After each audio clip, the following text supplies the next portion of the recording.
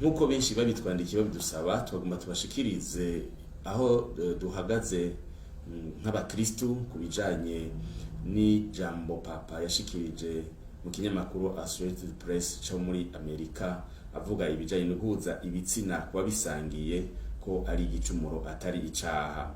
Haranditswe amajambo menshi yerekana ko benshi ngahi iwacu i Burundi batatahuye ico papa yashatse kuvuga. Ayo majambo mbere menshi akaba yerekana ko abarundi batari bake badashigikiye na gato iyo nyifato yo guhuza ibitsina kuba bisangiye, arivyo bita homosexualité canke lesbianisme mu rurimi rw'igifaransa. None papa yavuze ngo iki? Ivyo yavuze bisigura iki? Twebwe twovyakira gute? Uguhuza ibitsina kuba bisangiye ni igicumuro, si icaha gihanwa n'amategeko. Uti kubera iki?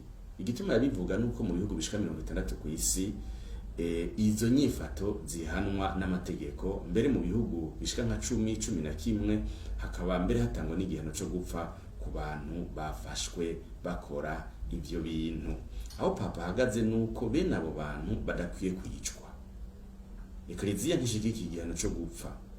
Umuntu yakoze icaha, amategeko cyangwa ubutungane bw'igihugu bwo mufasha kwihanura, kuko upfuye ntabagishobora kwisubirako. Naco gituma Ekleziya itoshigikira igihano cyo gupfa, kuko umuntu abajanye n'igicumuro kandi yoshoboye kwisubirako. Hanyuma mbega abasuma, abasambanyi bafashwe baricwa? Ni kuki abo bobo baba bakoze nabi egome nabo nyene bo kwicwa? Papa ariko ararwanira kiremwa muntu mu magara make yiwe, atabantu bene nabo nibabagorore, nibabahanure, nibabafashe, nibabaha igihano kibavuna gusumba, kibica gusumba. Murumva rero n'urukundo n'umutima w'impuhwe afitiye umuntu mu magara make yiwe. Kandi twisunze ijambo ry'Imana, tukisunga n'inyigisho ya Ekleziya, turabisoma mu nyigisho za Ekleziya muri katekisimu ya Ekleziya. Kuva na kera Ekleziya yamyigisha yuko iyo mibonano ari mibi cyane. Mu Gifaransa bakora ijambo intrinsèquement mauvais. No kuba ni ikintu kibi muri kamere yacu, ubwacu ni kibi gose. Kuko izo nyifato zihushanye n'intumbero kama y'ingene abantu baremwe. Umugabo n'umugabo, umugore n'umugore ntibashobora kujana kuko birahushanye na kamere kabo ndemanwa. Izo nyifato zugara irondoka, ko umugabo n'umugabo bashobora kurondoka, umugore n'umugore ntibashobora kurondoka. Izo nyifato zirahushanye no kuzuzanya Imana yategekanije hagati y'umugabo n'umugore. Nico gituma uko vyogenda kose Ekleziya itazigera ishigikira canke ngo impigi bene abo kurangwa n'izo nyifato.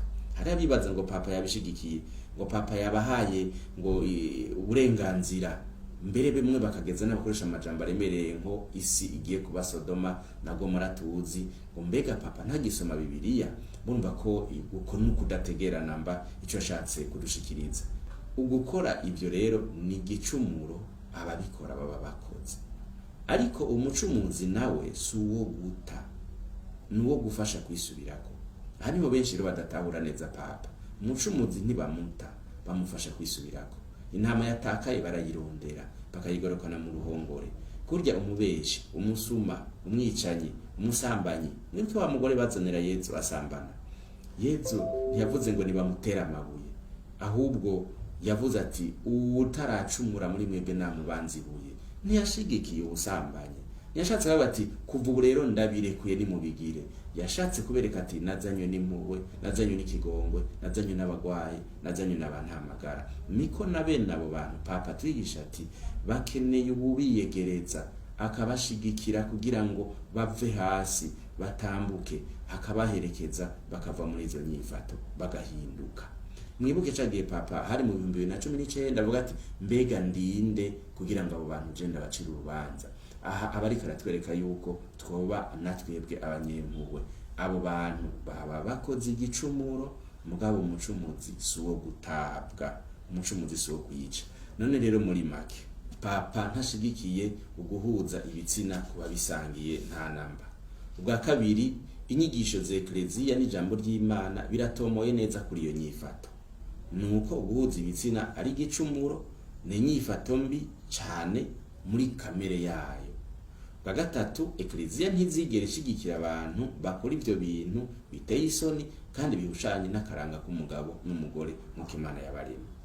ubwa kane papa ntashigikiye ko abo bantu bicwa canke bahabwe ibihano biremereye, nibafasha ahubwo kubivamwo. Umwana wawe acafuye uramwoza kandi ntumutana n'umucafu. Ubwa gatanu guhuza ibitsina kuba bisangiye ni igicumuro, si icaha c'agacamutwe. Abo bantu bakwiye uwo bafasha kubivamwo. Ubwa nyuma ekleziya irazi ko hariho abagomba gusigura nabi ivyo yigisha kugira ngo bemeze kandi bashira imbere izo nyigisho zishigikira izo nyifato. Ekleziya ntizoshigikira homosexualité, ntizoshigikira lesbianisme kubera amategeko amaze kubirekura mu bihugu hirya no hino, canke kubera urwamo rw'abifuza yuko ziraja mu ngiro mbere bagasigurana nabi inyigisho z'ekleziya, inyigisho z'umuvyeyi papa. Murakoze, Imana ibahezagire.